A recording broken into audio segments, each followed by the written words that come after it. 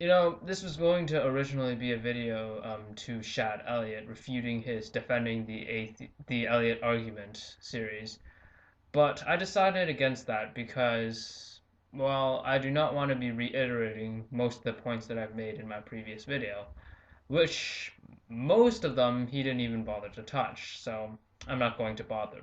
Instead, I'm going to just set out another precedent and explain why exactly the Kalam argument and his very poor and dismal rehatching of the Kalam argument fails on multiple accounts. So for like the two of you who have yet to hear what the Kalam argument actually says, it basically goes like this. Premise one, anything which begins to exist must have a cause, or anything that currently does exist must have had a cause to begin with. Premise two, the universe began to exist, or is currently existing, and therefore the conclusion is that the universe must have had a cause. And by the way, that cause is God. Chad Elliott's Elliot argument is essentially very much a parallel to the basics of the Kalam argument, except he attempts to use it to discredit atheists rather than attempt to prove the existence of his God. Now, I don't care whether a theist uses the Kalam argument or any variant of it to attempt to discredit atheists, to prove the existence of their God, or do whatever the hell they want with it. The fact remains that the premises of this argument are still flawed on multiple accounts. Many YouTubers have already made videos completely debunking the Kalam argument and essentially all of its variants, but I think I might as well throw in my contribution to these efforts. So anything that begins to exist or currently exists as of now must have a cause. This is an unsubstantiated premises. It has not been observed, nothing has been observed to begin to exist in any sense. You can argue, of course, about quantum fluctuations, but even then, energy must be present in a sort of quantum vacuum for quantum fluctuations to occur. Indeed, on a macro scale, this would violate the laws of conservation and the law of thermodynamics, which states that energy and matter cannot be created nor destroyed, only changed. The main problem with the first premise is that people automatically assume that what they see before them already has a cause, and this is not necessarily the case, because causality and design are both very much arbitrary terms applied subjectively. For more concrete examples, we took a look at history, where rainbows were once caused by supernatural forces, that the sun was driven across the earth by supernatural forces, and the tide goes in and out through supernatural means. But now we have perfectly natural explanations to explain these phenomena. Of course, you can argue that refraction of water droplets is caused by some supernatural entity, or maybe you can argue that the moon's gravity is the product of some supernatural agencies, will being the case, but then again, that would be unfalsifiable in the sense that you cannot prove one way or the other that it's true.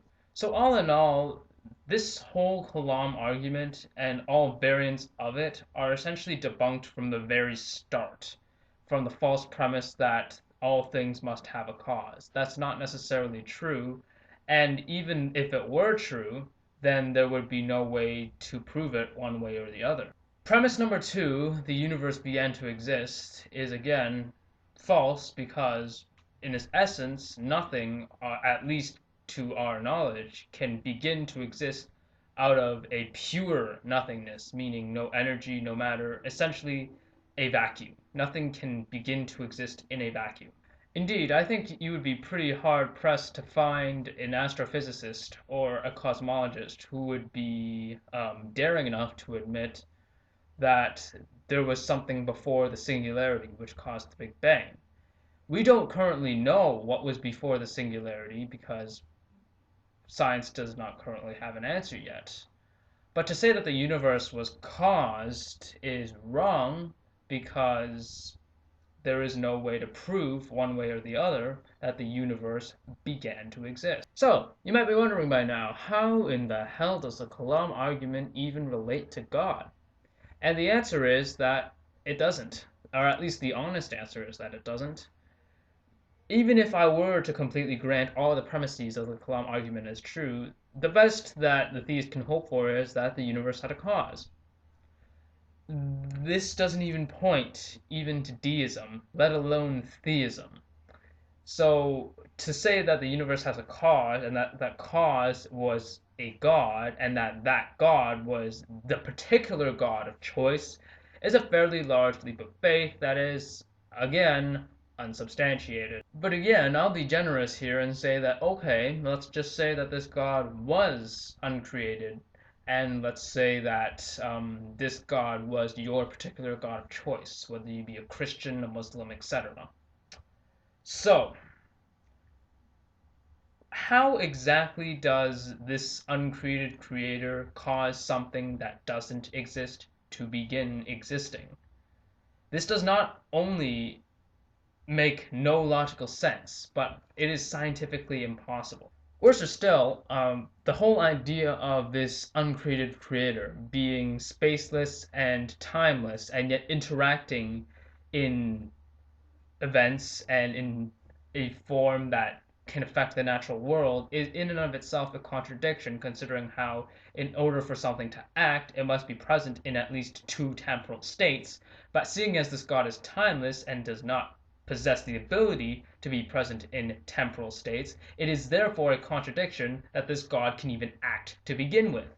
But not only that, this God must be present in some form of matter in order to interact with other forms of matter. But seeing as this God is immaterial and spaceless, then that would again lead to another contradiction, being that this God cannot interact with other forms of matter because this God is not made of matter. Therefore, you have to make two more cases of special pleading, being that this is the one instance where a timeless being can interact in any point in time, and that a spaceless and immaterial being can somehow interact with other forms of matter. So there you have it, folks. That is my refutation of the Kalam cosmological argument that is made so famous by everyone's favorite dipshit, William Lane Craig.